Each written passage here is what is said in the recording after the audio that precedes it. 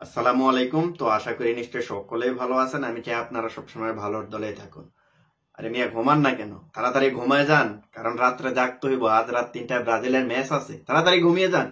আরে দাঁড়ান দাঁড়ান, ঘুমানোর আগে আজকে সম্পূর্ণ ভিডিওটা দেখে যান, তারপরে ঘুমাইতে যান। আজকে রাত্রে 3টায় ব্রাজিলের ম্যাচ রয়েছে, যে ম্যাচটা হবে ভেনিজুয়েলার এগেনস্টে, ভেনিজুয়েলার ঘরের মাটিতে। অর্থাৎ ব্রাজিলের জন্য এটা একটা অ্যাওয়ে ম্যাচ হতে চলেছে, যে অ্যাওয়ে ম্যাচ থেকে ব্রাজিলকে সম্পূর্ণ 3টা পয়েন্ট ক্লেম করতেই হবে। কারণ এই 3টা পয়েন্ট ক্লেম করতে পারলে ব্রাজিল পয়েন্ট টেবিলের 2-3 নম্বরে উঠে যাবে। সো ওই দিক থেকে যদি আপনার উরুগুয়ে যদি ম্যাচটা জিতে যায়, আবার যদি কলম্বিয়া যদি হেরে যায়, তাহলে ব্রাজিল যদি বড় ব্যবধানে জিততে পারে তাহলে 2 নম্বরেও উঠতে পারে। তো এখন টার্গেট হচ্ছে বেসিক্যালি 3 নম্বরে ওঠা।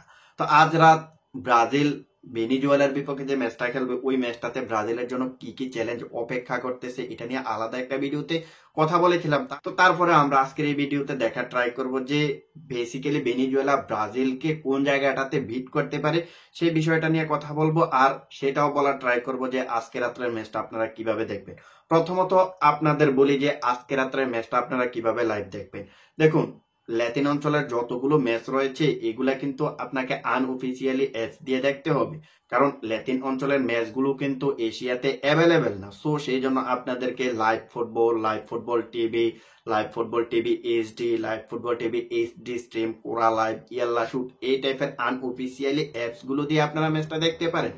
আমি যেটা ইউজ করি সেটা হচ্ছে ফুটবল লাইভ টিভি স্ট্রিম, আমি কিন্তু এই অ্যাপসটা ইউজ করি। সো আপনারা চাইলে এটা ট্রাই করতে পারেন। সো এখন আমরা আসি ভেনিজুয়েলার বিপক্ষে ব্রাজিল কোন জায়গাটাতে স্ট্রাগল করতে পারে, কিংবা কোন জায়গাটাতে ভেনিজুয়েলা ব্রাজিলকে বিট করতে পারে। তো তার আগে আপনাদের আরো একটা ইনফরমেশন জানিয়ে দেই, দু দলের মাঝে কিন্তু হেড টু হেড রেজাল্টে ব্রাজিল বেশ এগিয়ে রয়েছে। টোটাল এখনো পর্যন্ত দুই দলের মাঝে 30 বার দেখা হয়েছে, যেখানে ব্রাজিল 24টা জয় পেয়েছে, 4টা ড্র করেছে, 2টা মাত্র ম্যাচ হেরেছে। এখন আপনি যদি সর্বশেষ 5 ম্যাচের রেজাল্ট দেখেন তাহলে দেখতে পারবেন যে 3টা ব্রাজিল উইন, 2টা ড্র। সো তাদের কোনো হার নেই। সো এখন আপনি হেড টু হেড রেজাল্ট দেখে বলতেই পারেন যে ব্রাজিল বেশ এগিয়ে রয়েছে। এই ম্যাচটা ব্রাজিল হয়তো বা জিততে চলেছে, বাট বর্তমানে ভেনিজুয়েলার রিসেন্ট ফর্ম কিন্তু মোটামুটি বেশ ভালো। বিশেষ করে যে টিমগুলা রয়েছে কোপা অঞ্চলের, ল্যাটিন অঞ্চলের যে বড় বড় টিমগুলা রয়েছে তাদের এগেনস্টে বেশ ভালো করতেছে। সর্বশেষ তারা যে ম্যাচটা খেলেছে প্যারাগুয়ের বিপক্ষে, যদিও তারা এই ম্যাচটা হেরেছে, এর আগের ম্যাচটা তারা খেলেছিল কার সঙ্গে? আর্জেন্টিনার সঙ্গে। সো আর্জেন্টিনার সঙ্গে তারা 1-1 গোলে ড্র করেছে। এর আগের ম্যাচটা তারা উরুগুয়ের মতো দলের বিপক্ষে গোল শূন্য ড্র করেছে। সো সেই অনুযায়ী আপনি বলতে পারেন এখন ব্রাজিল যেহেতু তাদের জন্য শক্ত প্রতিপক্ষ, সো এই ম্যাচটাও তারা হয়তোবা ব্রাজিলকে আটকানোর জন্য কোনো না কোনো ফন্দি করবে। সো কোনো না কোনো ফন্দি করার জন্য তাদের যে প্রধান হাতিয়ারটা হতে পারে, অর্থাৎ যেভাবে তারা ব্রাজিলকে বিট করতে পারে, সেটা হচ্ছে ফিজিক্যালি বিট, অর্থাৎ কম্পু ফুটবল বোঝেন না? সামনে আইসো, ধারাম ধারাম মারো, মাইরা হতায় লাও, এমন ধরনের একটা অ্যাপ্রোচ তাদের হইতে পারে। এখন আমি এই কথা কেন বলতেছি জানেন? কারণ তাদের সর্বশেষ 2টা ম্যাচ দেখে আমি একেবারে ভাই অবাক হয়ে গেছি। তারা এত পরিমাণ ফিজিক্যাল ফুটবল খেলে, এত পরিমাণ অপোনেন্টকে ফাউল করে, এতবার খেলার গতিপথটা বন্ধ করে যে সেটা আপনি ভাবতেই পারবেন না। তারা সর্বশেষ যে ম্যাচটা খেলেছে না, ওই ম্যাচটা তারা প্যারাগুয়ের বিপক্ষে 17টা ফাউল করছে, আর কার্ড খাইছে কয়টা জানেন? ইউলো কার্ড দেখছে 6টা ইউলো কার্ড দেখছে। সো আপনি বুঝতে পারতেছেন কি পরিমাণ ফাউল তারা করে, কি পরিমাণ কার্ড তারা খাইতেছে।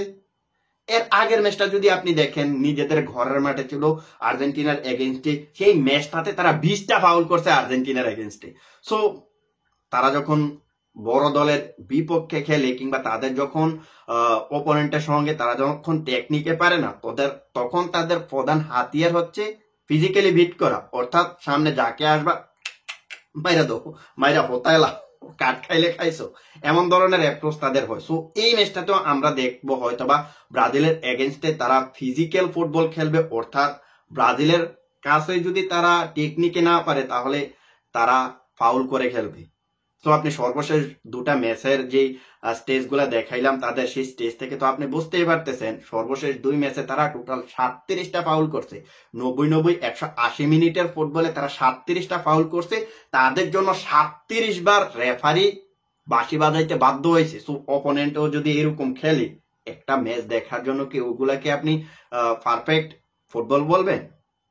এগুলা তো কমফু বলবেন। ধরুন এখন অবশ্যই তারা ভেনিজুয়েলা ব্রাজিলের এগেনস্টে আপনার ফিজিক্যাল ফুটবল খেলবে। সো এই ফিজিক্যাল ফুটবলটা যদি ব্রাজিলও শুরু করে, অর্থাৎ কারণ ওই কুকুরে মুগুর না দিলে যেরকম হয় না, ওরকম যদি মুগুর দিতে যায় তাহলে ম্যাচ দেখে আপনি শান্তি পাবেন না, একটু পর পর বাঁশি বাজবে।